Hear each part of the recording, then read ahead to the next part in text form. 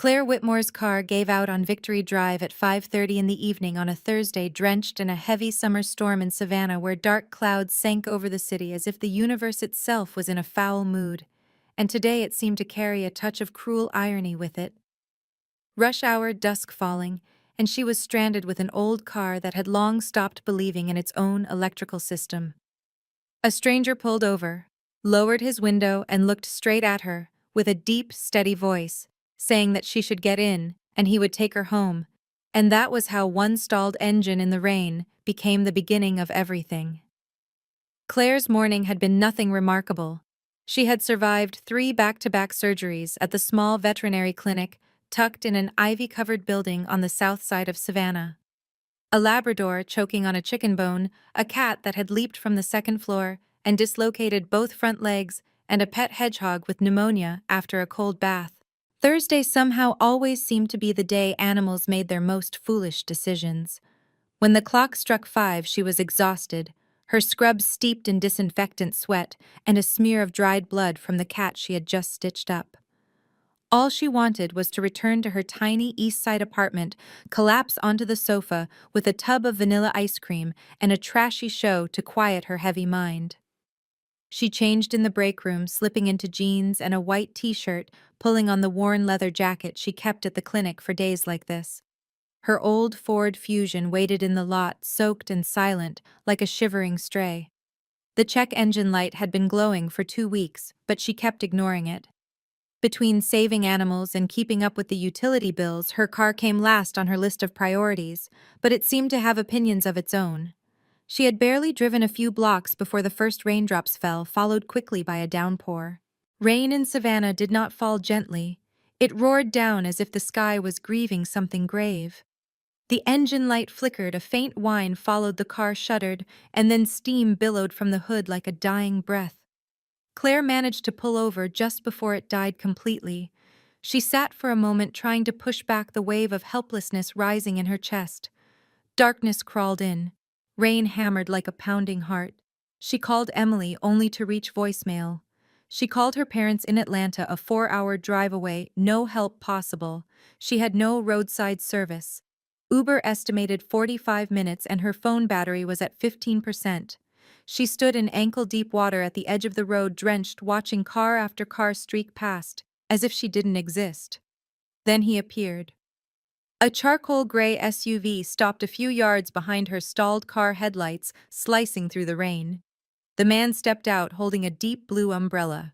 He wore a black shirt with sleeves rolled to his elbows, dress slacks and polished shoes that somehow remained spotless despite the wet pavement. His hair was dark with strands of silver, his eyes deep and unreadable. Claire instinctively stepped back, but he simply stood there, raising the umbrella to cover both of them, as if this small gesture could erase the storm swallowing her. He told her car was broken not as a question, but as a fact. She replied dryly that she had eyes. He didn't smile, only tilted his head, glanced around the deserted road, and told her to get in because he would take her home. His voice held no pressure, no threat. It felt like a simple directive, something already decided. Every bit of logic in her screamed a warning. Do not get into a stranger's car. She had listened to too many true crime podcasts. Yet there was something in his eyes, not danger, but certainty, warmth, understanding, and she was soaked cold, exhausted, and covered in street grit, all the way up to her collar. She told him she didn't know who he was. He offered his hand, saying his name was Daniel Rivas. Claire shook his hand, introducing herself, her fingers icy against his steady warmth. A passing truck splashed a wave of dirty water over both of them. Claire exhaled, surrendering. She thanked him. He nodded and guided her toward the SUV, with the quiet confidence of someone accustomed to protecting others. Inside, warm air drifted from the vents, the leather seats soft beneath her, the scent of mint and cedarwood comforting. Daniel climbed in and closed the door, asking for her address. She told him Oak Street near Forsyth Square, and he said it would take about 20 minutes before driving off. Claire leaned back, shivering slightly, partly from the cold and partly from not understanding why she felt so safe when just minutes ago she was ready to scream if anyone came near. But perhaps sometimes all a person needs in life is a stalled car, a heavy rainstorm, and a stranger who looks at you and says he will take you home. If you are still listening, thank you for spending this time walking through the rain with Claire and Daniel. If this story made you smile, tightened something in your chest, or simply feel a little warmer in the middle of a long day, please remember to subscribe, tap the heart, and share so we can bring you many more tender stories like this one day after day. Where are you listening from? A quiet corner of a coffee shop in Houston, a small, peaceful room in Seattle, or some distant snowy state far across the country? Leave a comment and tell us where you are, so we can know how many hearts and how many places this little story has reached across America. Thank you for staying. The story is not over yet, and the next part is where the emotions begin to grow. The steady rhythm of the windshield wipers moved like a slow heartbeat, pulling Claire back into the present as Daniel guided the SUV into the sluggish line of cars crawling through the flooded street. The storm had not eased, but inside his vehicle it was warm, quiet, and impossibly safe, and though she was still soaked through, her hair clinging to her cheeks and her leather jacket heavy with water, what struck her most was the sense that she had stepped into another world entirely. A world where strangers stopped in the rain, opened their doors, and asked for an address without expecting anything in return. Daniel drove with the calm assurance of a man who was never in a hurry, his hands steady on the wheel, his eyes fixed on the road as if he knew exactly where he was going. The silence between them was filled by a soft classical piece drifting from the speakers, a melancholic piano melody that matched the weather with uncanny precision. Claire glanced at him from the passenger seat, cautious, yet unable to stop her own curiosity.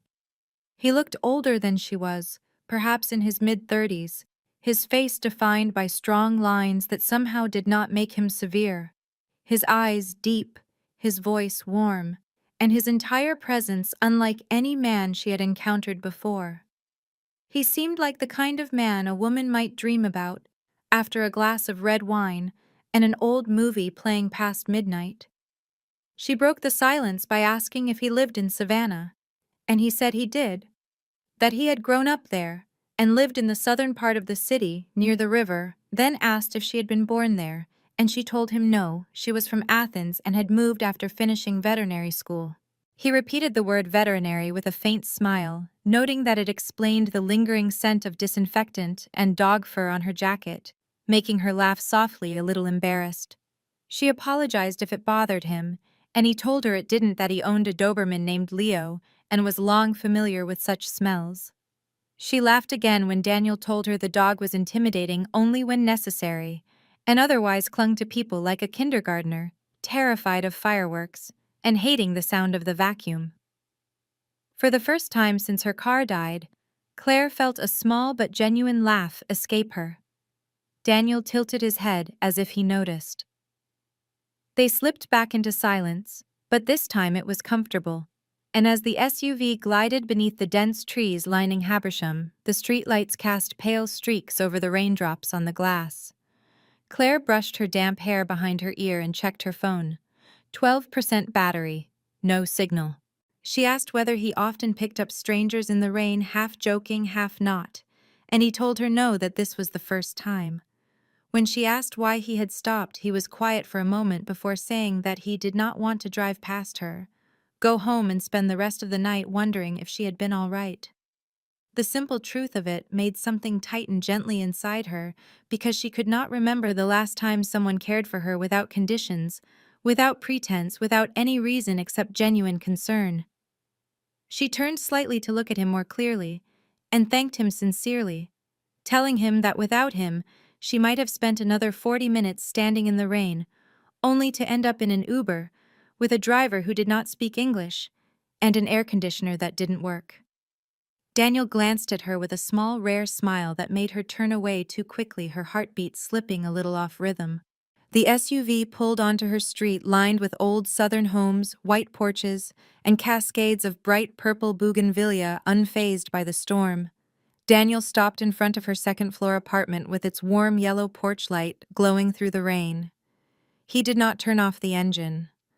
Claire reached for her seatbelt, ready to thank him again and step out when he handed her a small folded note scribbled in slanted handwriting telling her it was his number if she ever needed anything. She took it, looking at him once more, not asking why he wrote it on paper instead of typing it into her phone, understanding without words that handwriting made it more personal, more real. She thanked him for everything, and he wished her a good night. Claire stepped out into the soft mist of what remained of the storm, and Daniel stayed where he was until she reached her door and closed it behind her. Leaning back against it, her heart beat quickly for a reason she could not yet name. In her hand was a small piece of paper, and in her chest was the unmistakable sense that her life had just turned down a road that appeared nowhere on any plan she had ever made. The next morning, Claire stepped into the veterinary clinic with her hair still carrying the faint scent of last night's rain, her white blouse wrinkled from not being pressed, and a strange, lingering feeling quietly simmering in her chest. Emily was making coffee in the break room, and the moment she lifted her cup, she turned and narrowed her eyes at Claire as if she could sniff out a secret. She pointed directly at Claire's face and said that she was 5 minutes late, flushed dreamy-eyed, and had clearly met someone the night before. Claire sighed and settled into a chair, propping her chin on her hand as she explained that her car had broken down in the rain. Emily groaned dramatically and guessed that a mysterious, handsome, wealthy man in a luxury car had stopped for her, and Claire looked at her with helpless disbelief, asking whether she was joking or stalking her. Emily collapsed onto the table, laughing, stunned that Claire had truly been rescued by a stranger in the rain, like something straight out of a movie. Claire told her the whole story, from the moment the car stalled to the way Daniel stepped out of his SUV, like a character emerging from a romantic southern noir, and finally, to the small slip of paper with a phone number written in neat slanted handwriting. Emily listened without interrupting, her eyes brightening with each detail, and when she learned Claire had actually gotten into his car, she was stunned, reminding her that she had not stepped into anyone else's vehicle since her first year of college and barely allowed pizza delivery inside her apartment.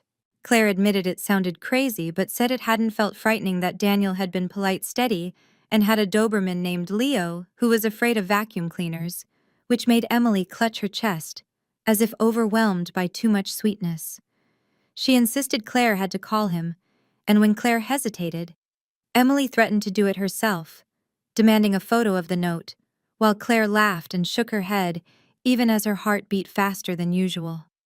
Meanwhile, not far away in an old Southern-style house near the river, Daniel sat in the kitchen with a steaming cup of black coffee, while his 12-year-old daughter Olivia ate breakfast with the distracted speed of someone uninterested in anything except the messages on her phone. She asked if he had something to tell her without looking up, and when he said no, she questioned why he had woken up earlier than usual, shaved, made coffee properly, and smiled at himself in the kitchen mirror. Daniel raised a brow and asked if she was spying on him, and she said she didn't need to because he was acting like the main character in the second season of a drama series, and she intended to find out what was going on. After a moment, he admitted that he had helped a woman whose car had broken down, and Olivia's eyes shot up as she asked if the woman was beautiful, what her name was, and what she did for a living. When he told her Claire was a veterinarian, she groaned dramatically and accused him of writing a romance novel about a mysterious man rescuing a vet in the rain, then asked whether he had given her his number. Daniel said he had left it for her, and Olivia leaned forward with laser-like intensity, asking if he liked her. After a beat, Daniel admitted that maybe he did, which made Olivia beam as if receiving an early Christmas present, and declare that her mother would approve as well. Daniel paused but nodded, saying he knew. She told him that if Claire ever called, he was forbidden from being overly intense, delivering philosophical Mafia-style lines, or intimidating anyone, but should simply be himself in a gentle, modern way. Daniel chuckled and promised to try. Olivia slung her backpack over her shoulder and headed for the door, saying that if Claire loved dogs and could tolerate her sense of humor, then she was the right match, and if Daniel ruined it, she would refuse to speak to him for 3 days. He watched her leave, her ponytail swaying her stride full of youthful confidence, And he took the last sip of his coffee, while thinking of Claire, of the look in her eyes, as she sat in his car, soaked, exhausted, yet unmistakably strong. If she called, then maybe this time things could be different. Maybe. Claire was examining the teeth of a slightly temperamental calico cat when Emily suddenly pushed open the clinic door, poked her head inside, and looked at her with eyes so bright it seemed she might explode from holding in a secret too long. She announced that there was a patient waiting in the lobby and that Claire would definitely want to handle this case herself. Claire tilted her head and raised a brow, reminding Emily that she was in the middle of something, but Emily insisted that the cat could wait and vanished like a gust of wind, leaving Claire both curious and wary. She stroked the cat's back to reassure it, handed it gently to the assistant, removed her gloves, and stepped into the lobby. And there he was. Daniel Rivas, dressed simply in a deep blue shirt, dark jeans, and worn leather shoes that did nothing to diminish his quiet composure, standing beside a sleek black Doberman whose folded ears and relaxed tongue made him look more like an oversized child than a fearsome guard dog. Daniel was bent down, rubbing the dog's head, but when he heard her footsteps, he looked up, their eyes meeting for a second long enough to make something inside Claire's chest give a small, sharp pull. He greeted her softly and said he thought it was time for Leo to meet the doctor.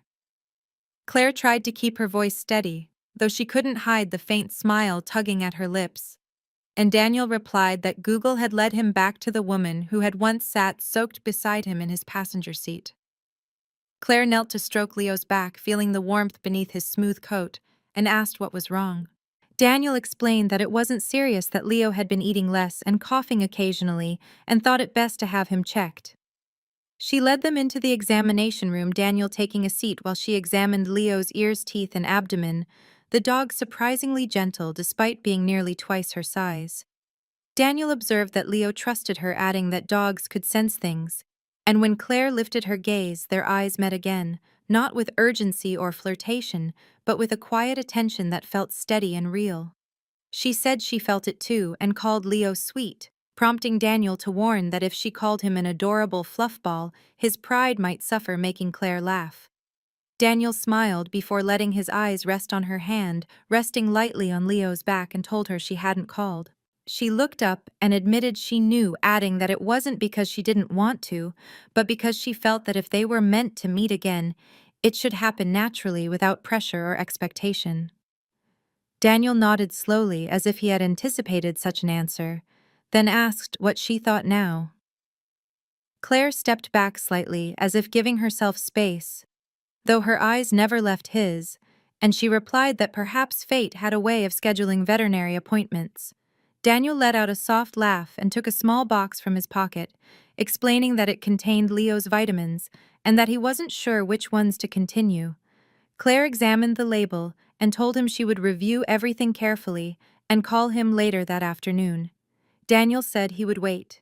He stood Leo rising beside him like a loyal guardian, and as they reached the door, Claire called his name.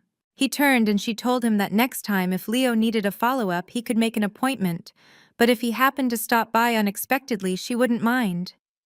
Daniel nodded, something gentle flickering in his eyes, then stepped out with Leo, leaving behind a faint trace of cologne, the scent of wood, and of a man who never rushed, yet always seemed to know exactly where he was going. Claire remained still for a moment, the list of vitamins in her hand and a lightness in her chest like a soft breeze. She didn't know what awaited her next, but she knew one thing with absolute clarity: the rainstorm that night had not ended anything. It had only just begun. Claire had not planned on being the one to text first. She had promised herself she would let things unfold naturally, allowing that rain-soaked night to remain something beautiful instead of something burdened by expectation. But when she finished reviewing Leo's vitamins and realized one of them wasn't recommended for dogs over 40 kilos, she knew she had to let him know. That was the official reason. The unofficial one was that she wanted to hear his voice. The message she sent at 1:17 was simple: telling him he should stop the D3 supplement and that she could recommend an alternative if he was free to meet at the Saturday morning cafe on Jones Street that afternoon. At the 18th minute, his reply arrived asking if 3 o'clock worked. By 3:05, Claire was already seated by the large window overlooking the rain-swept sidewalk, 2 paper cups on the table. Today's rain was gentler than the storm that had brought them together, falling with the soft persistence of an old storyteller sharing a memory. The cafe was warm, filled with the scent of waffles and espresso, with soft jazz humming from the low-ceiling speakers. Daniel arrived exactly on time. The bell over the door chimed softly as he stepped inside, wearing a charcoal gray knit jacket, his hair slightly damp, his face carrying the same composed, unmistakably steady expression that marked him. His eyes found hers in a single second, and he walked toward her. She told him the cup with extra cream was hers, and the dark, strong one was his. He removed his watch, and placed it on the table, a small gesture that made her feel he was fully present with nowhere else he needed to be. She asked how Leo was doing, and Daniel replied that he had started eating again and likely just needed rest and less time swallowing things, he shouldn't admitting that the dog had a talent for eating shoes. Claire suggested shoes probably carried emotional value, and Daniel laughed quietly but sincerely.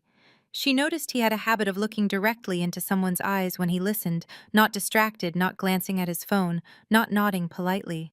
He sat there as though every part of his attention belonged to her. He admitted he was surprised she had texted, and she admitted she was surprised too. When he asked whether her reasons were professional or personal, she told him both, and he said he appreciated both. She teased him about sounding like a character in a well-edited novel, and he explained that he worked with people who had to choose their words carefully, a habit that had stayed with him. When she asked what he did, he paused and said he managed several family businesses, a description so intentionally vague she understood instantly that he would tell her more only if the time was right. What mattered was that she didn't mind waiting. Some people you rush to figure out. Daniel was someone you approach slowly, layer by layer, like peeling an orange with care so as not to bruise the sweetness beneath. He asked whether every Thursday of hers ended with rain, a broken car, and a stranger, and she admitted that usually only the rain was consistent. The broken car was a specialty of the month, and the stranger was the unexpected variable. Daniel tilted his head, holding her gaze slightly longer than before, telling her he didn't want to be a variable. Her lips pressed together in a small, unsteady smile, her heart shifting the way it does when a favorite song begins to play unexpectedly in a familiar diner. She said she wasn't sure she wanted him to be someone who simply passed by, and he answered that if she hadn't been the one standing there that night, he wouldn't have stopped. She looked at him serious, sincere, with nothing performative in his eyes, and she believed him. Their conversation drifted to softer topics. Olivia loved biology and hated math. Leo had once destroyed an entire shed door during a thunderstorm, and Claire had failed her first job interview because she cried saying goodbye to a patient's rabbit. Their laughter came in small waves, but enough. Their glances lingered quiet, but enough. When they stood to leave, the rain had stopped. Daniel opened the door for her to step out first. He asked whether he could call her next time without needing a vitamin-related excuse, and Claire nodded, saying she would make the coffee stronger. He promised to bring stories to match. They parted at the corner without holding hands or hugging, but her eyes followed him as he walked away. And for the first time in a very long while, Claire felt as though she were stepping into a road with no clear destination, but one she wanted to explore. And this time she would not be walking it alone. In the days that followed their coffee meeting, nothing changed in any dramatic way, yet nothing was quite the same either. Claire still arrived at work on time, still stitched up wounds on dogs, scraped tartar from cats' teeth, and administered vaccinations to rabbits. But now each morning began with a simple message from Daniel. Sometimes a quiet good morning, sometimes a small question, like whether it was raining or whether she had already had her coffee. Those modest, repeated gestures began to reach a part of her she had long grown used to keeping tucked away. They didn't have long formal dates or hours spent in elegant restaurants. Everything between them unfolded quietly, slowly, like a wordless jazz melody playing on a rainy afternoon. Once Daniel stopped by the clinic just to bring her a bag of apple-filled cookies from the famous bakery downtown. He didn't stay long, only saying that he had been passing by and thought she would like them. Then left while she and Emily stared at each other as though they had witnessed something belonging to a different world. Another time, Claire finished work late, rain falling again, and when she stepped outside, she saw the familiar SUV parked along the curb, its window rolling down as Daniel's voice drifted through the thin curtain of rain, telling her he didn't think she should walk home that evening. She didn't refuse. They sat in the car without speaking much, listening to the rain tapping against the glass, until the silence between them felt like something shared rather than empty. There was a night she invited him in, not for a real date, but simply because she had cooked too much soup and thought someone at the end of a long day might need dinner. Daniel arrived with a bottle of red wine and a gentle smile. They ate on the sofa, watched an old film she had once loved, and talked about things people do not usually confess. The first time, how Daniel had once wanted to become a lawyer, how Claire had almost studied art before switching to veterinary medicine because she couldn't bear seeing animals in pain without help. There was something unforced in the way they shared, no rush, no performance, just small pieces of their lives set on the table, like little gifts, which made breathing next to each other feel strangely easier. Olivia knew everything. She could tell simply by the way Daniel answered the phone. She told him one evening, head down over her math homework, that his voice had changed, that he spoke more softly, as if afraid the person on the other end might slip away. Daniel didn't respond, but she looked up and smiled, saying she didn't mind and that she liked hearing him laugh. Daniel was not the kind of man who laughed easily, and Claire was not the kind of woman to say sweet things just to fill silence. But when they met at the park during her lunch break, drinking coffee on a bench while watching children play, Claire whispered that she couldn't remember the last time she felt this calm. Daniel didn't answer immediately, only nodded, his eyes softening, before telling her he remembered the last time he felt that way 8 years ago, before everything had changed. She didn't ask anything more. She didn't need to. That small nod and the gentle squeeze of his hand were enough for Claire to understand that they were slowly walking through each other's pasts, not to erase anything, but to understand, to accept. Little by little. Each brief meeting became a small brick placed between them, building something without a defined shape, yet steady enough to stand. And Claire, between small surgeries, brief messages, and unplanned dinners, began to realize that she might actually be growing fond of someone, not in the shallow, fleeting way, but in the kind that makes you want to go home. Not just because it is your place, but because someone somewhere might be waiting. All it takes is a single message. On Saturday afternoon, Claire was reorganizing the medicine cabinet in the clinic when she heard the front bell ring. Emily had already left early. The entire place was quiet, except for the light breeze slipping through the cracked window. Claire stepped out to the reception desk, wiping her hands on her blouse, assuming it was a client who had forgotten an appointment, or perhaps an unexpected emergency. But when she opened the door, her heart tightened, as though a fist had closed around it. Standing before her in the fading glow of late afternoon was Marcus, the man she had once called her husband. Claire froze for a moment, her eyes taking in the worn jacket he still favored. The beard no longer trimmed the way it used to be, and the familiar posture slightly hunched, slightly unsure, yet still carrying that quiet confidence of a man who knew he could unsteady someone if he wished. He greeted her, his voice deep, the same voice that had softened her countless times, telling her he'd heard she was still in Savannah. Claire didn't answer immediately. She had never imagined she would see Marcus here again, not after everything, not after the divorce, not after the cold, cavernous years of silence when he had vanished from her life without a backward glance. She asked why he was there, her voice neither warm nor hostile, and he said he was in town for work, that Atlanta was only a 3-hour drive, and that he thought he should come and talk to her about them. His reply sliced through the stillness like a sharp pair of scissors. Claire took a half step back, instinctively bracing herself. She reminded him there was no them anymore. He looked at her with a mixture of regret and the old stubbornness she remembered too well admitting. He knew he had been wrong, that he had thought about everything about what he had missed, and that he wanted to start again. She told him he was several years too late. He said he heard she hadn't remarried and wondered if there was still a chance. Claire exhaled, her fingers tightening together, and asked where he had heard such things.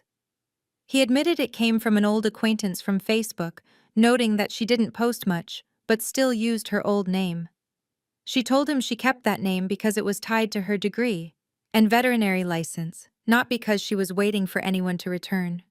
Marcus held her gaze, asking for just one dinner, saying he wasn't forcing anything, only wanting to talk without strings. Claire said nothing for a moment. The part of her that had once loved him sat buried somewhere deep, but above it lay the heavy memory of the years she had spent alone inside the very marriage meant to protect her. He had walked away when she needed him most, without a word, without a second look. She told him she was busy, that she didn't have time for old ghosts. He asked her what if he wasn't part of the old, but part of something new. His voice dropping in that familiar way he once used to reach the softest part of her. Before she could answer, another voice rose behind her. Daniel. He stood there with a bag of food in his hand, wearing a dark knit sweater, his eyes sharpening the moment he saw the man in front of her. Claire turned, a brief, unavoidable flicker of awkwardness passing through her. She told Daniel she was fine. Marcus looked at him and then at her, asking who he was. Claire answered without hesitation that he was the man who was with her now. Daniel stepped forward, not aggressively, but firmly, introducing himself as Daniel Rivas. Marcus gave a thin laugh, saying the name sounded like a character from a Mafia film. Daniel's expression didn't change. He said he was there because of Claire, nothing more, nothing less. The air tightened like a stretched string. Claire could feel her heartbeat thudding against her ribs, as though every wall she had built for herself was being pushed at once by two very different worlds she never wanted to collide. Marcus nodded slowly, looked at her one last time, and said she still had his old number. If she ever changed her mind, then turned and walked out quickly, as if afraid he would lose his resolve if he lingered. Daniel set the food bag down on the counter, his eyes still on the door that had just closed. He asked if she was truly all right. Claire nodded, though her gaze lingered on the empty space where Marcus had stood. She admitted she hadn't expected him to return. Daniel didn't press. He simply stepped closer and placed a hand on her back, gentle, careful, not to disturb the fragile swirl of emotion surrounding her. And in that moment, Claire understood that the past didn't have to be confronted all at once, that sometimes its shadows would return uninvited. But what mattered was the present, the person who stayed, the one who didn't walk away when storms came or when old memories rose, and that was what she chose to hold on to. Marcus did not disappear after that first unexpected encounter the way Claire had hoped he would. 3 days later, while she was walking with Daniel and Leo along the river near Forsyth Park, a black car slowly pulled to the curb. The window lowered, and a familiar voice rose, as if nothing had ever happened between them, asking whether they could talk for a moment. Daniel instinctively stepped half a pace forward, placing himself between her and the car, his body acting before his mind, and Leo let out a low growl, not vicious, but unmistakably a warning. Claire tightened the leash, her hand trembling slightly, though her voice stayed steady as she reminded Marcus she had already said everything she needed to say.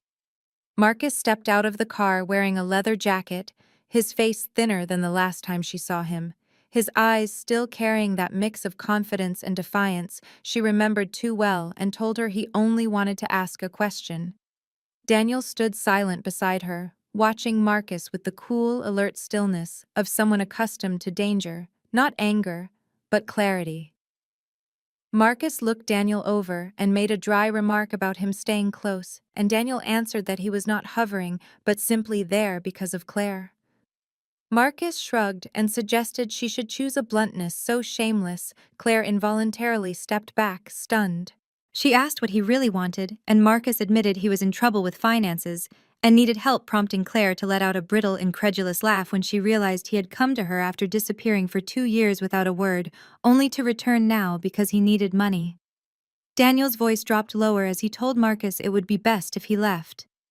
Marcus looked him up and down, noting that he sounded familiar, saying he had met men like him before in Miami, and Daniel remained unmoved as he told him that if he were smart, he would know where the boundaries were. Claire placed her hand on Daniel's arm to hold him back, whispering that it wasn't worth it. Marcus saw the gesture, and something darkened in his eyes as he muttered that she now had a new protector, then turned toward his car but threw one last comment over his shoulder, warning Daniel that he hoped she would not discover who he truly was. The door slammed. The car sped off, and the air was left thick with the smell of exhaust and the simmering anger in Claire's chest. They continued their walk in silence, Daniel's hand holding hers, not tight, but anchored steady, allowing her to feel the calm pulse in his palm. That night, when Claire returned home, her phone buzzed with a message from an unknown number, containing only a few chilling words, telling her Marcus should learn to behave. She sat still, staring at the screen, her finger hovering, but not replying, a cold ripple traveling down her spine. Not fear exactly, but the sharp awareness of standing between two worlds whose lines were far less clear than she had realized. The next morning, Emily burst into the break room, with wide eyes, asking whether Claire had heard the news. Marcus had been taken into temporary custody earlier that day in connection with a federal investigation into suspicious transactions, according to a lawyer client who had access to internal information, explaining he had been under surveillance for some time, and that officials finally had a reason to detain him. Claire felt herself go still, unsure whether to feel relieved or frightened. She stepped outside and called Daniel, asking whether he knew what had happened. After a pause, he said he had heard. She asked whether he had been involved, and he answered that it was not him, though his voice held neither denial nor ownership, as he added that he knew someone who cared enough about her to make sure Marcus would not trouble her again. Claire said nothing, torn between anger and gratitude, then asked him to promise her one thing, telling him that whatever he was, whatever he did, he should never turn her into someone she no longer recognized. Daniel exhaled slowly and promised. And with that promise, the fragile space between them became more delicate than ever, not because of secrets, but because of trust. A trust that would either become the foundation for something steady or the first crack of an eventual collapse. But for now, Claire knew only this: Marcus was gone, and Daniel was still here. Claire remained silent for the rest of the afternoon, but inside her, the storm would not settle. Every word Daniel had spoken over the phone echoed through her mind like a voice circling an empty room, each syllable carrying a weight she had tried so long to ignore. That line, "I know someone who cares enough about you not to let a man like him bother you again," was not simply a statement. It was a door cracking open onto a darkness she had never dared to face. When the clinic closed, she didn't go home. She drove aimlessly through the city, passing quiet streets and shuttering storefronts, until she found herself in front of the house Daniel often stayed in when he wasn't traveling. The porch light was still on. That warm glow usually made her feel safe. Tonight, it didn't. She stood at the door for a few minutes, inhaled deeply, then knocked 3 firm times. Daniel opened almost immediately, wearing a dark sweater and holding a cup of steaming coffee, surprise flickering across his face before shifting into concern as he read her expression. He invited her inside, but she shook her head and told him she hadn't come for coffee. Daniel paused, nodded, and stepped aside for her to enter. She stood in the living room, the air carrying that familiar scent of pine and soft mint, but this time it did not soothe her. She asked him what he had done to Marcus. The question sliced through the quiet like a blade. Daniel set his cup down slowly and told her he had done nothing. She told him not to insult her intelligence because when he said he knew who had acted, the meaning was clear. Daniel met her eyes, calm as always, but beneath that calm, she now recognized something guarded. He insisted he hadn't given orders or sent anyone, but admitted that Marcus should have been investigated long ago, and that certain people who owed him or wished to protect him, had decided not to stay quiet after Marcus threatened her. Claire folded her arms tightly across her chest, armoring herself, as she demanded to know who he truly was, saying no one manages family businesses and makes a man disappear from her life in 2 days without leaving a trace. Daniel did not answer right away. He walked to the window looking out, as though searching for the right words to reveal what he had spent years avoiding. He told her he had grown up in a family with its own laws, that when his father died, those around him expected him to take over. Not a company, but a responsibility, a power, a fear, and relationships never recorded on paper. Claire went still, each word falling like another layer of armor peeling back, exposing a reality she had never imagined. She asked what she was supposed to be in that world, someone he protected, or a weakness. Daniel turned back to her, no longer hiding anything in his eyes, and told her she was the only person he wanted to keep, not to control, but to be understood by, even if only partly. Claire's breath shortened, her hands turning cold. She told him she wasn't sure she could live with that she was a veterinarian, someone who healed, not someone who survived in a world where people vanished for speaking one wrong sentence. Daniel stepped closer, not touching her, but near enough that she could see the way his eyes softened, and told her he had never wanted to pull her into that world, and that if she wanted to leave, he would not hold her back. But he would not apologize for Marcus. He said he was a man who protected those he loved by whatever means necessary. Claire swallowed hard. Part of her wanted to believe that this kind of protection was something good, but another part feared that accepting it would mean losing the person she believed herself to be. She whispered that she needed time, then stepped back and left before Daniel could stop her. He didn't call after her. He only stood there watching. And Claire realized that even though her heart still beat for him, still longed for his arms, a wall had begun rising between them, not built from secrets anymore, but from truth. And truth was the thing that made everything impossible to see the same way again. 3 days later, on a moonless night, Claire received a message from Daniel, short, without pleading, only a single line telling her that if she still wanted to know who he truly was, she should come, followed by an address in the far southern edge of the city near the docks. A place she had never been. A place people whispered about with names that never appeared on any travel map. Claire sat behind the wheel for more than 5 minutes, turning around no fewer than 3 times in her mind. But finally, she shut off the engine and stepped out. The house was not large, its exterior covered in ivy and weathered red brick, but inside it was unexpectedly warm. Daniel sat in an armchair in the living room, wearing a black shirt, a glass of wine in his hand, the soft amber light illuminating half his face in a way that made him look both familiar and distant. He did not rise when she entered, only motioned to the chair across from him, and thanked her for coming, his voice low but not tense. Claire sat, her eyes fixed on him, telling him she had come to listen, and was not sure she would stay afterward, and Daniel nodded, saying he understood. He set the glass down, his hands clasping together as if gathering whatever courage remained. He told her he had been born in the south of Savannah, the son of a Cuban father and an Italian-American mother, and that while the family appeared unremarkable on the surface, power in certain places did not live on paper, but in handshakes after dinner and phone calls that were never recorded, and that his father had been one of those men. Claire stayed quiet, lips pressed tightly, but never interrupting.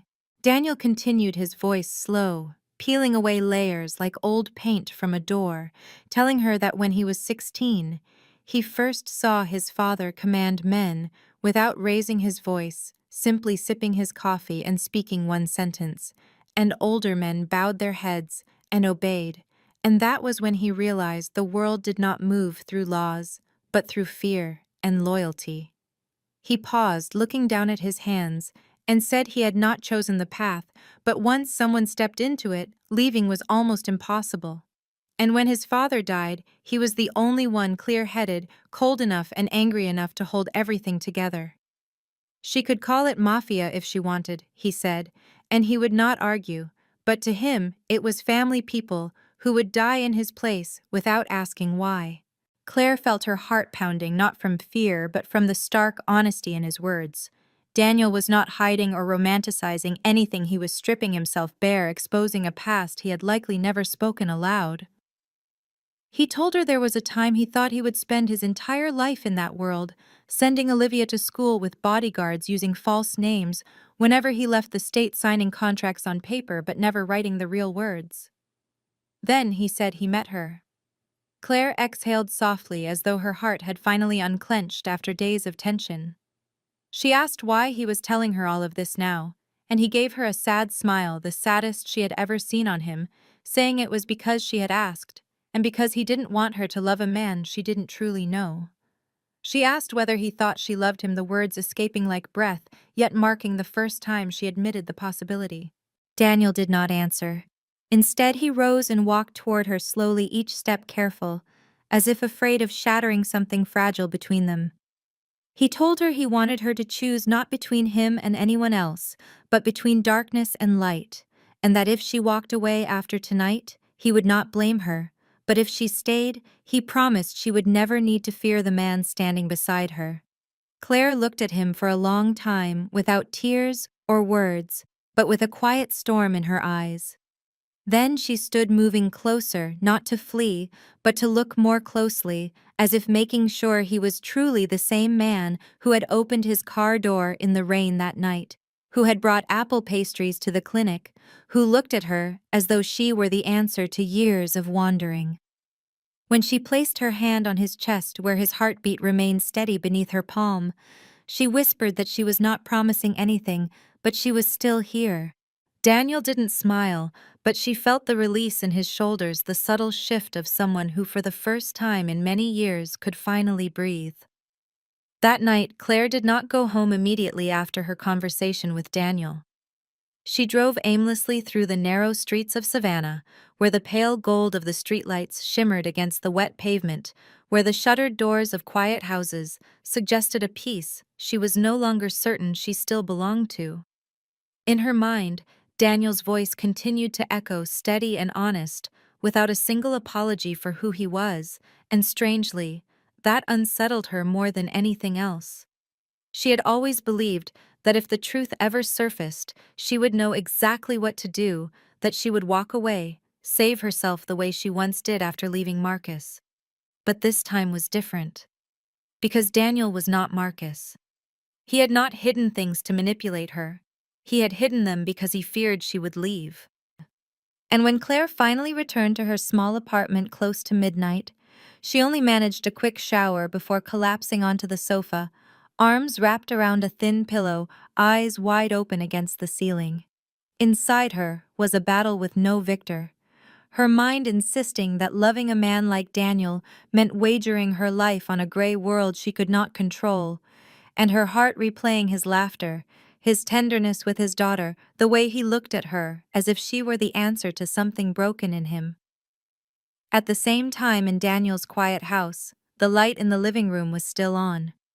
He sat alone, holding a glass of wine that had gone cold without taking a sip, staring out the window into the endless stretch of darkness, wondering whether he should abandon everything he knew for the sake of one woman. Then footsteps sounded softly on the stairs. Olivia, in kitten-patterned pajamas with sleep-tousled hair and drowsy eyes, came down and silently curled up beside him, drawing her legs onto the chair the way she had done since she was little. Daniel turned to her and rested a hand on her shoulder, asking why she wasn't asleep. Olivia looked at him, curious rather than frightened, and asked whether he and Claire had fought. He told her not exactly, that he had simply revealed a part of his life he had always tried to hide. She asked whether it was the part he never told her about, and Daniel hesitated. Olivia was only 12, but perceptive and far wiser than her age. She had asked about her mother, why her father avoided crowded places, and why men in black suits always followed him at school meetings. Daniel had never told her the truth, but he had never truly lied either. He finally told her yes, explaining that some things remained unspoken, not because she was too young, but because he didn't want her burdened with unnecessary fear. Olivia tilted her head as if weighing this, then asked whether Claire was afraid now that she knew. Daniel admitted she might be, that she needed time. Olivia was quiet for a moment, then turned to him and asked whether he loved Claire. Daniel looked into eyes that were nearly identical to his and told her yes, more than anyone before. Olivia nodded thoughtfully and said that he should show Claire who he really was, not the man with shadows around him, but the man who taught her to make scrambled eggs without burning them, the man who cried when she had a high fever, the man who read every page of Harry Potter, even though he mispronounced all the names. Daniel let out a soft laugh, almost a breath. She insisted she had seen him cry the night he feared she might not make it till morning. She said Claire should know that part too, not only the part he hid. Daniel pulled her into his arms and kissed the top of her head, thanking her. She told him not to scare Claire. Daniel promised he would try. When Olivia fell asleep against him, he carried her up the stairs, his heart lighter, though still tangled with conflict. And as he tucked her into bed, he understood that there were things he could never change, his past, the tangled web around him, but there were things he could choose to rebuild. And Claire. Perhaps she was his last chance to live honestly with that choice. Claire woke the next morning feeling as heavy as if she had not slept at all. She had dreamed of Daniel, but not the soft, tender dreams they once shared after their first date, or the quiet moments when he stopped by the clinic. These dreams were half real, half shadow, filled with dim corridors and closed doors, where she wandered searching for him in silence. And each time she reached for a doorknob, fear rose at what truth might stand behind it. She brewed coffee and sat at the kitchen table staring out the window as the first light threaded through the trees outside her porch, the city still calm while inside her a storm churned. She had spent the whole night thinking not only about Daniel's confession, not only about who he truly was, but about how he told her with honesty, stripped of excuses, with eyes that never pleaded. He hadn't tried to change himself, nor had he promised to abandon his world. He had simply given her the right to know and the right to choose, and that was the very thing she could not walk away from. She called Emily, hoping a voice outside her own heart might steady her. Emily listened silent for several seconds before sighing and telling her she still loved him. Claire pressed her forehead to the table. She knew. And Emily told her she would never step into anything unless she believed there was light somewhere ahead. Claire asked what would happen if that light was an illusion, and Emily said at least she would have tried instead of spending a lifetime haunted by the question of what might have been. Claire whispered that she feared losing herself, and Emily replied that if someone made her feel she had to pretend, that was the sign to leave, but if someone gave her space to remain fully herself, even if he came from a different world, then she was choosing something brave. After the call, Claire stayed at the table for several minutes, turning her now cold coffee in her hands. She did not know what the future would bring, but she knew one thing with clarity. Daniel had never frightened her, not truly. He made her wonder, made her question, but never made her tremble from fear. If anything, he was the man who had made her feel safe the very first moment she met him, even while her rational mind screamed caution. That afternoon she stopped by the clinic, only to check a few papers. When she walked in, Emily looked at her, smiled knowingly, and returned to her client as if she already understood the choice that had been made. Claire straightened a few documents, sent a message to reschedule an appointment, and left. She did not go home. Instead, she went to Daniel's house without warning and without an excuse. Daniel opened the door just as she rang the bell for the second time. He looked tired, whether from lack of sleep or from losing hope that she might return. But when he saw her, something in him stilled and softened, as if her presence was the answer to a question he had been holding too tightly. Claire didn't speak at first. She simply looked at him for a long moment, as though committing his face to memory once more. Then she stepped inside and closed the door behind her. She told him she wasn't certain she could live in his world, that she wasn't used to rules that never appeared in writing, that she feared what she couldn't control, and she knew a part of her would always worry that one day something could happen without warning. Daniel nodded, saying he understood. She added that she also knew she had never felt so seen or so understood, that he had never tried to change her or push her toward the life he lived, that he had simply stayed by her side. Daniel stepped toward her, watching her like a man afraid one breath might make her vanish. Claire told him she had realized that if she had to choose between walking away to protect her sense of certainty or staying for the sake of something she had never known before, she would choose the latter. Daniel did not pull her into his arms. Instead, he reached out and took her hand gently, as though pressing too hard might shatter something delicate between them. Claire closed her fingers around his, not tightly, just enough for him to understand that this time she would not pull away. And with that simple touch in the quiet of the room, something began to take root, not certainty, but the promise that whatever lay ahead, they would face it together. In the days after Claire chose to stay with Daniel, something between them softened, steadied, as though they had finally found a shared rhythm within lives that had always moved out of sync. They saw each other more often, sometimes spending quiet evenings eating takeout noodles on Daniel's balcony, sometimes passing lazy afternoons at the clinic where Claire played with Leo while chatting with Olivia about biology homework. But just as Claire began to believe she could navigate the place where their worlds touched, something happened that shook her in a way she never expected. On a Monday morning when Claire arrived at the clinic, Emily stood at the door with eyes wide as if witnessing a miracle pulling Claire inside. The waiting room was nearly twice its original size. The floor freshly retiled, a brand new ultrasound machine gleaming in the left corner, the medicine cabinet replaced with a humidity-controlled model, and the exam table, the old steel one she had used since her first day, now replaced with a modern, polished version. Claire stood stunned, unable to breathe for a moment, asking who had done all of this, and Emily showed her a note posted on the board that read, "Anonymous donor," explaining breathlessly that someone had spent a fortune upgrading the clinic with equipment a small place like theirs could never dream of affording. Claire looked around, feeling her heart sink with each detail, because everything about it, the silence, the precision, the perfection, felt unmistakably like Daniel. She said nothing. She simply turned and walked out, calling him the moment she reached her car. When he answered after 3 rings, she asked whether he had done it. Her voice soft but sharp, and his half-beat of silence was all the confirmation she needed before he admitted he only wanted to help, that the clinic needed upgrades, and he could see that. Claire reminded him she had not asked, and he replied she didn't need to. Her grip tightened on the wheel, heat rising through her chest, as she told him that was the problem, that she did not want someone making choices for her in the places that mattered. He insisted he only wanted to make her life easier, and she asked whether making her feel the clinic was no longer hers was part of that, whether walking into her workplace and not recognizing it was supposed to ease anything for her. Daniel exhaled sharply, and for the first time in weeks she heard a crack of frustration in his voice, as he said he thought she would be happy, that it was his way of showing he cared. Claire blinked back tears of anger and hurt, telling him caring was not the same as control, and that not everything could be fixed with money that she loved.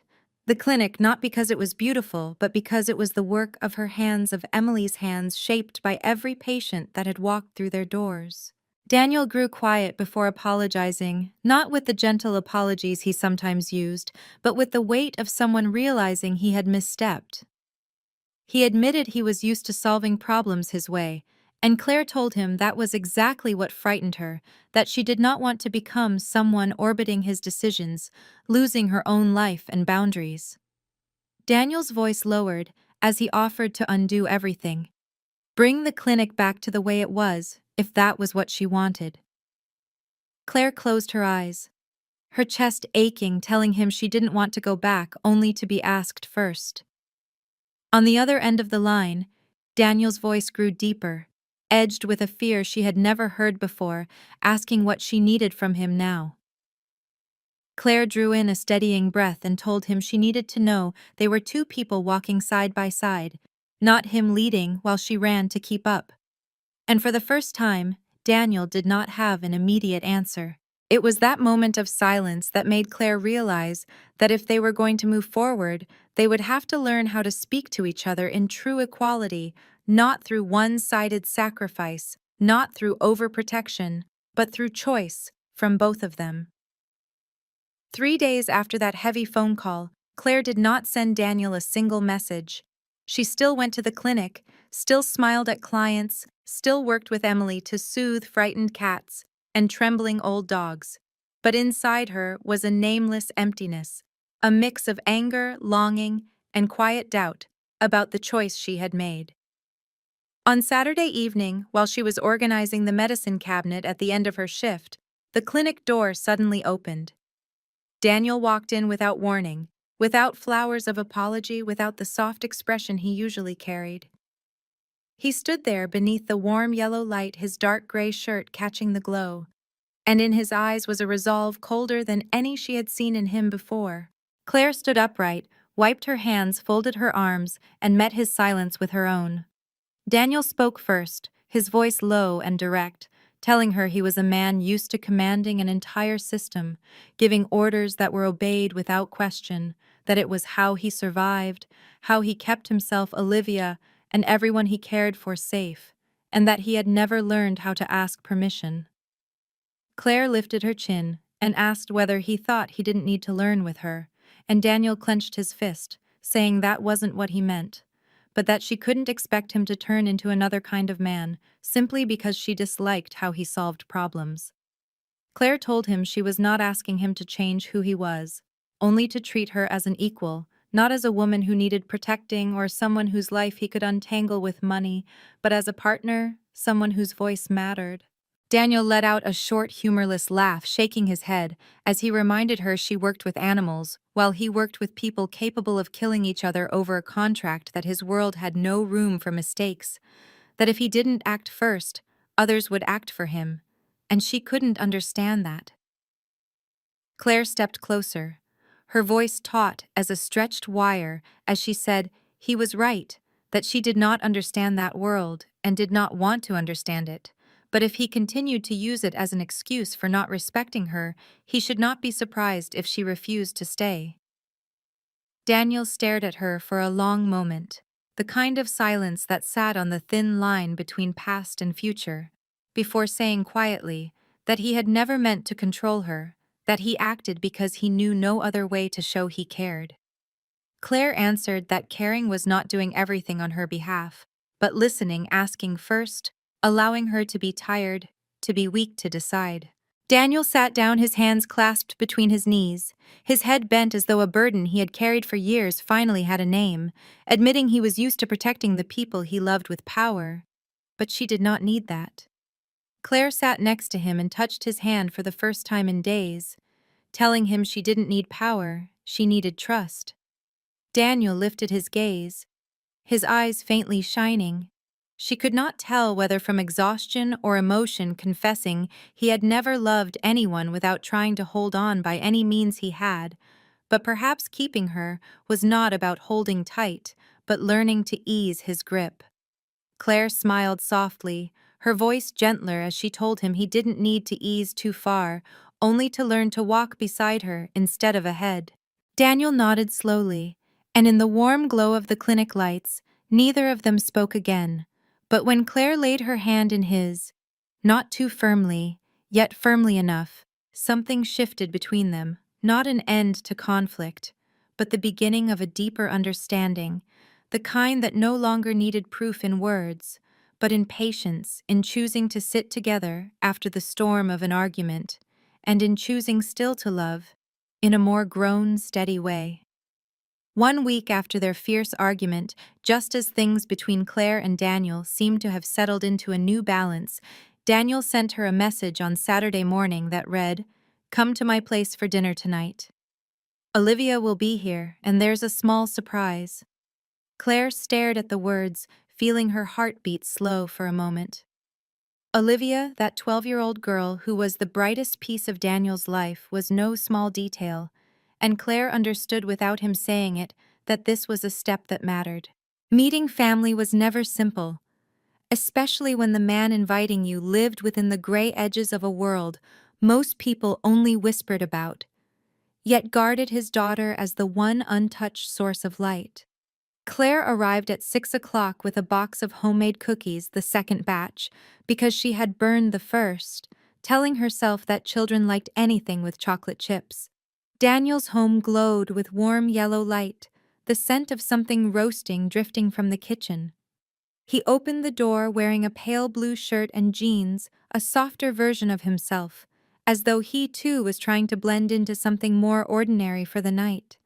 As soon as Claire stepped inside, Olivia poked her head out from the kitchen, her hair tied in a ponytail, a ladle still in her hand, calling out that the sauce was getting too thick before turning to Claire, with surprise lighting up her eyes as she asked if she was the veterinarian who had stitched up Mrs. Walker's cat. Claire laughed and admitted she had indeed brought cookies to bribe the chef, and Olivia narrowed her eyes thoughtfully in an almost grandmotherly way, asking what flavor they were before announcing the slightly burnt but fragrant aroma was good enough to earn Claire a point. Daniel watched from the side, his smile small but softened, with something almost tender, as if witnessing a moment he never dared to hope for. During dinner, Olivia talked more than both adults combined, telling stories from school about the neighbor's overweight dog, Muffin, who stole the cat's food, and about her science teacher mispronouncing esophagus 3 times until the whole class erupted in laughter. Claire listened, offering small jokes that made Olivia giggle, and made Daniel glance at her every so often, as if he were discovering some new part of her. Near the end of the meal, a woman slightly older walked in from the back door, carrying a basket of bread. Daniel introduced her as Camila, the aunt who raised him, and Claire could see the deep respect in his eyes when he spoke her name. Camila had silver hair pulled into a tight bun, a stern face softened by mischievous eyes, and she looked Claire up and down with a silence that made Claire tense before nodding and saying she didn't look like someone who would be easily swallowed whole.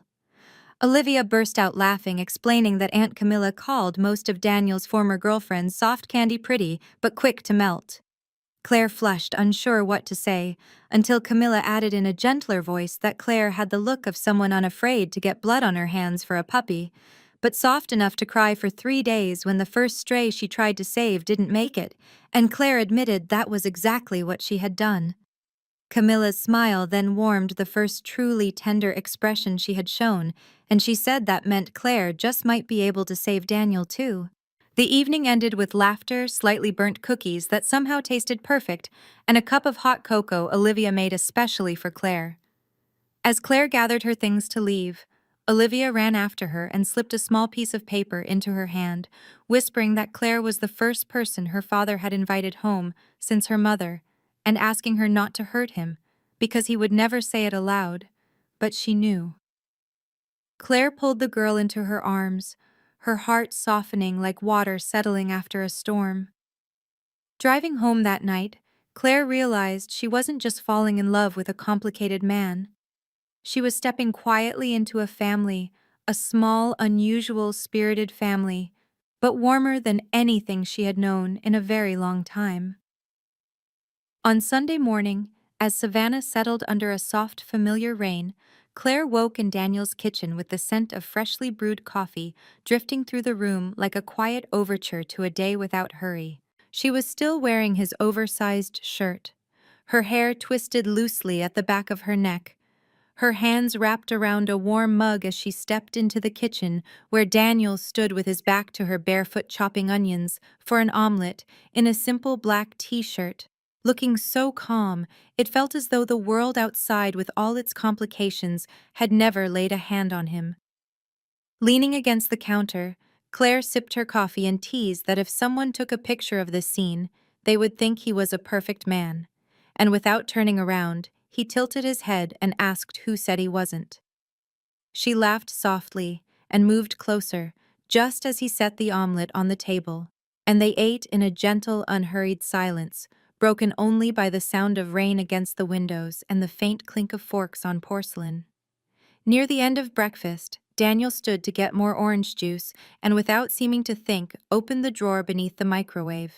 Claire turned at the small metallic sound and saw him holding a small black box. There was no dramatic music, no roses, no candles, no kneeling. Just Daniel standing in a kitchen marked with a few tomato stains on the counter. His eyes steady with quiet resolve, speaking clearly above the rhythm of rain outside. He told her he wasn't sure he could offer her a normal life, but if she would agree to be his wife, he promised to love her in his own way with everything he had and learn little by little whatever she needed from him. Claire froze for several seconds, stunned. She had not expected this, not after an ordinary evening, not when she had only just begun thinking about moving in. She set her cup down and slowly stood, her gaze falling on the ring in the box. Simple, understated, a small stone, glinting on a silver band, unpretentious, uncomplicated, exactly like Daniel, and exactly like the way he loved her, without flourish but true to the bone. She stepped toward him, not taking the ring, not answering, yet merely touching his cheek, her fingers brushing the strong line of his jaw, and she asked softly if he was certain.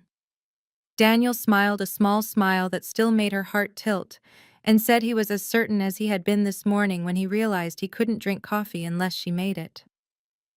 Claire laughed, and in that moment everything seemed to quiet: the rain, the soft hiss of the stove, even her own confusion. She nodded and said yes, though she would keep her clinic keys and would not change her name.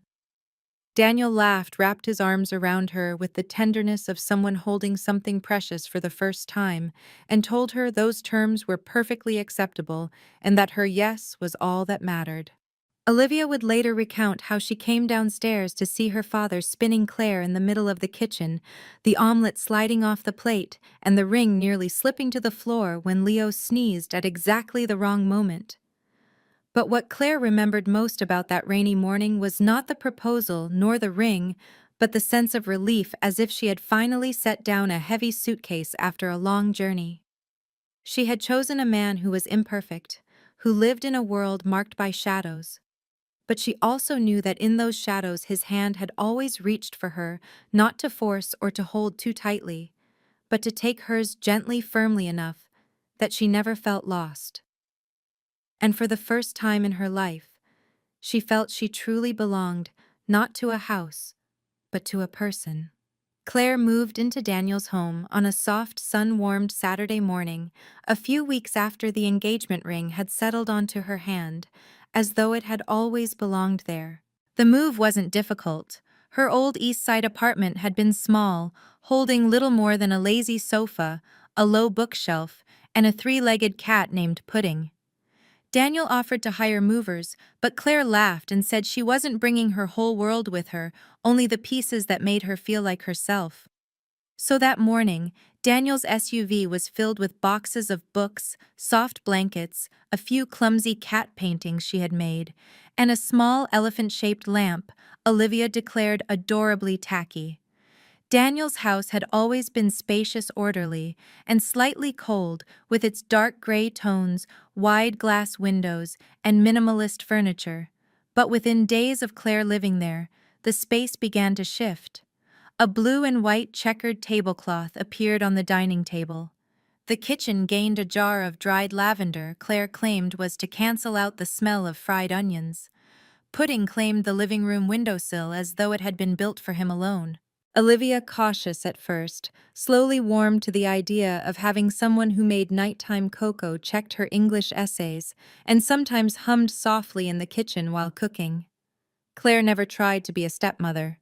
She was simply present, listening, advising, knowing when to speak and when to stay quiet. Camila, who still came for dinner every weekend, observed after 2 weeks that the house was finally filled with real laughter, not just the sound of spoons touching plates. And Daniel, though he didn't say much, began to change in the smallest, most telling ways. He learned to ask before helping. He learned to let Claire cook, even though she chopped onions as if cutting straw. He learned to wait for her to close the clinic so they could walk together around the park, while she told him about a 3-year-old dog who had eaten chocolate but still tried to lick the veterinarian's hand. Claire had to learn, too, how to sleep through Daniel's heavy footsteps when he went downstairs at 2 in the morning for work, how not to ask questions when he stepped outside to take a call. He couldn't explain, but also how to ask for reassurance when unease crept into her chest. They learned each other through small collisions, through silence and misunderstandings, always finding their way back with a sincere apology and an embrace held long enough to forget why they were upset in the first place. One night, while Claire was arranging books on a new shelf, Daniel wrapped his arms around her from behind, resting his chin on her shoulder, in a habit that felt newly grown. He asked whether she felt strange living there, and Claire paused before smiling, saying she did, though it was the kind of strangeness that felt pleasant, like wearing shoes slightly too big at first, only to discover they were deeply comfortable. Daniel held her gently and said he was still learning to live with a three-legged cat and the smell of dried flowers in the kitchen, and she replied she was learning to love a man who didn't talk much, but whose eyes spoke for him whenever he was tired. In that house, they didn't live a perfect life, but they lived honestly. Each day was a small adjustment, a small compromise, a small surprise, and countless ordinary moments no one would ever put into a movie. But it was those ordinary moments that made Claire stay. Not because Daniel was a flawless man, but because he was a man willing to correct himself, and not because the house was large or beautiful, but because inside it, she had finally found a place where belonging felt real. Claire was drying the dishes after dinner when she heard Daniel speaking on the phone in his study, his voice lower than usual, not exactly angry, not exactly worried, but edged with a tension she recognized instantly. She couldn't make out the words or the person on the other end, only a name she had never heard before: Lorenzo. When Daniel stepped out, his expression had returned to its usual calm, but Claire was perceptive enough to notice the stiffness in his shoulders, the slight avoidance in his eyes when she asked if everything was all right, and he simply replied, "Yeah, just old business," before shifting the conversation to Olivia's school project. Claire didn't press, but unease settled in her chest, like a spark hidden beneath ash. The next morning, Daniel said he had to leave early and skipped breakfast with her and Olivia. Claire kissed his cheek at the door, though inside she found herself silently counting the minutes after he stepped away from the house. She kept herself composed through the morning at the clinic, laughing with clients, changing bandages, pretending nothing in her world was shifting. But at noon, while she was dressing the burn on an old dog's leg, her phone buzzed with a message containing only 2 words. Met him. No name, no signature, but she knew immediately who it was, and even more clearly that something was wrong. That afternoon, Daniel came home later than usual, his shirt rumpled, the cuff smeared with dried blood that wasn't his. Claire watched him from the kitchen, every muscle in her body tightened like a pulled wire. He didn't meet her eyes as he removed his jacket, only murmured that he had something to tell her. They sat at the dining table in a silence that made even the familiar kitchen feel foreign. Daniel told her about meeting Lorenzo Moretti, a former partner from nearly 10 years earlier, back when he was still entangled in the Southern weapons network he had since walked away from. Lorenzo had just been released from prison, carrying an old debt and a reminder of the brotherhood they once shared. He wanted to work together again, offering one last deal, a profit, big enough, he claimed, to let them all walk away forever. Claire clenched her hands, her voice steady but heavy, as she asked what Daniel thought. For the first time, she saw real exhaustion in his eyes, as he answered that he told Lorenzo no, that he had her, he had Olivia, and he needed nothing else. But Lorenzo was not the kind of man who accepted refusal. Claire stood, stepping back from the table, as though a few feet of space could help her breathe. Her voice trembling as she asked whether he was certain none of this would bleed into their lives, whether she should expect to wake at night to blood on his hands, or someone knocking at their door, demanding repayment for a past she never lived. Daniel moved behind her without touching her, telling her softly that he could not promise to erase his past, but he could promise it would not define their future. Claire turned, her eyes filled with wary disbelief, and asked what he would do if he had to choose between protecting her and keeping that promise. Daniel was silent for a long time before answering, in a low voice meant only for her. He would do anything to protect her, even if it meant she might one day hate him. The answer cut her with equal fear and sorrow, because she knew Daniel's love always came with shadows. But for the first time she wondered whether her heart could endure a future where that love forced her to live in a world where light was always dimmed by dangers she could not yet name. That night, while Daniel slept, Claire sat alone in the kitchen staring at the ring on her finger, still shining as brightly as the morning he proposed, yet suddenly heavy with questions she did not know how to hold. She loved him, she had never doubted that. But loving a man like Daniel was not just choosing joy, it was choosing to survive with him through storms his past had seeded. And now the storm was close, close enough that she could feel its wind at the door. That day in Savannah was unusually cold for early spring, and Claire sat on the front steps with a loose sweater around her shoulders, her hands curled around a cup of tea that had long gone cold. Before her magnolia petals drifted to the ground, a soft reminder that even the most beautiful things could wither if no one tended to them. Daniel stepped out from the house quietly, as if afraid to disturb the fragile air settling between them. He said nothing at first, only sat beside her, with his shoulder leaning just enough toward hers to offer warmth without crowding her space. After a long while, it was he who broke the silence. He didn't ask if she was all right, and he didn't offer the kind of apology men reach for when they know they have caused pain. He simply said in a voice plain and honest, "I know you're afraid." Claire did not react at once, though her lips tightened and her eyes stayed fixed on the quiet yard ahead. "I'm not afraid of you," she said softly. "I'm afraid of the world you came from. Afraid of the dark doors I cannot see behind. Afraid of waking up one day realizing I don't know what I'm living for anymore, except to wait for the next bad thing to happen." Daniel exhaled slowly and nodded. "I know. I lived with that feeling for so long I forgot how terrifying it is. But I'm not going back there. Not for money, not for power, not for nostalgia. The only reason I stepped toward it again was because I thought I needed to close it once and for all to protect what I have now." Claire turned then for the first time that afternoon, doubt flickering like a faint flame in her eyes. "And you really believe you can do that? You think someone like Lorenzo will simply walk away because you said no?" Daniel shook his head. "No, I know he won't.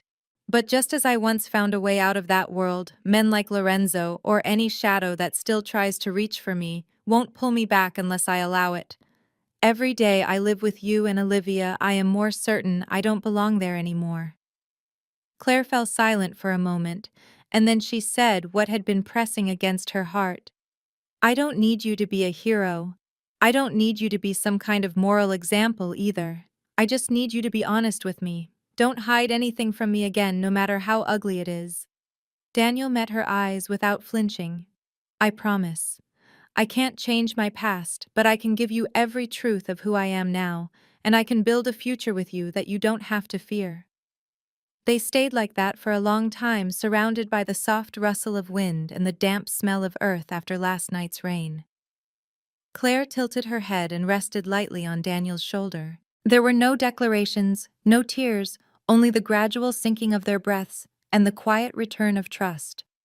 This time it was not the blind kind that had bloomed the day they first met in the rain, but a deliberate choice, the choice to stay, even knowing there would be storms, the choice to love a man who was not flawless, but who was willing to make amends, the choice to believe that the past might shape a person but did not have to imprison them. As the sky dimmed, Daniel wrapped an arm around her and held her a little closer. "Whatever happens, I won't let go first. But if the day comes when you feel you can't stay, I only ask that you tell me before you turn away." Claire nodded gently. "I won't turn away, not now. Not when you were the first person who ever looked at me and said, 'I'll take you home,' and meant it." In the quiet yard between two people marked by histories not easily named love, no longer felt like something vague or fragile. It had become a choice made again and again, every day, every minute, in spite of fear, and today they chose each other once more. The storm Daniel had feared did try to break, but it was silenced before it ever reached their door. 2 weeks later, a brief news segment mentioned Lorenzo's arrest for a parole violation triggered by anonymous evidence that had surfaced quietly but undeniably. Daniel never spoke of the details, and Claire never asked. She only watched the lingering tension finally leave his shoulders, seeing him stand not as a guardian bracing for a fight, but simply as a man who had finally locked the door on his past. That afternoon, sunlight stretched across the kitchen window, like a soft blanket, laid gently over everything it touched. The smell of fresh pastries drifted from the oven, mingling with the bright laughter of Olivia and Claire as they bickered playfully over who would spread the frosting onto the cake Camilla had prepared earlier that morning. Daniel stood in the doorway, his hand wrapped around a warm cup of coffee, watching them with an expression that belonged to a man who finally understood what it meant for a home to breathe. In that kitchen, no one was perfect, yet every moment felt alive. Claire turned, caught his gaze, and smiled a smile free of hesitation, free of the old boundaries between who he once was and who he was now. What remained was a family stitched together by simple things, a homemade dinner, a funny story retold from school, a hug given without reason, and a hand that never let go. Dinner was nothing extravagant, just spaghetti salad, garlic butter toast, and a cheap bottle of wine Camilla insisted they open, because in her words, the taste isn't good, but it gives you something to laugh about. They ate, they talked, and afterward they cleaned up together. Pudding leapt onto the table, earning a gentle scolding from Olivia, before Claire scooped the cat up and stroked it like an irreplaceable part of the household. As the sky turned the color of old amber, Daniel put on a light jazz record, and for a moment the whole world seemed to pause. No one mentioned the past. They didn't need to. They had walked through it, chosen each other, and most importantly chosen to keep going. Claire washed glasses while Daniel dried the plates. It was an ordinary action, almost unremarkable, yet inside it lived understanding, trust, and the beginning of a future built from small, steady gestures. Olivia read on the sofa, Camilla dozed off in the armchair, and pudding curled into a warm ball beneath the table. Claire looked up at Daniel. "Do you ever think that if my car hadn't broken down that day, we wouldn't have met?" Daniel smiled and set the towel aside. "I don't know. But I do know that if I hadn't met you that day, the rest of my life would have felt like something was missing, even if I never understood why."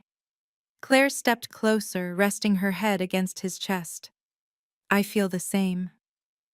In the fading glow of evening, people who had once been hurt, once afraid, once touched by darkness, found something unexpectedly simple: peace.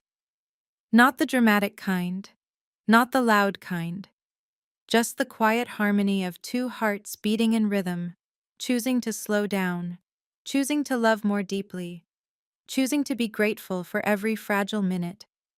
Claire and Daniel's story might have begun with a broken-down car in the rain, but it did not end with a grand wedding or a sweeping declaration. It ended in the place where all true love stories eventually lead: a small kitchen, the warmth of late afternoon light, and the unmistakable feeling of belonging. Because sometimes what saves us is not something grand, but the quiet, steadfast presence of someone who chooses to stay. And that is the greatest lesson this story carries. Love is a choice. It is staying when leaving would be easier, forgiving when the past is imperfect, trusting when nothing is guaranteed, and building every single day with gratitude. If you are watching this far, thank you for journeying with us through this emotional story. If it touched you in any way, please don't forget to subscribe, like, and share, so these small but meaningful values can reach more hearts. Where are you watching from? Did this story remind you of something in your own life? Share your thoughts below so we can listen to the feelings you carry, because every word you leave behind becomes another thread that makes this story more meaningful. Thank you for being here, wishing you good health, a peaceful spirit, and a life lived fully, one day at a time. Goodbye, and see you in the next video.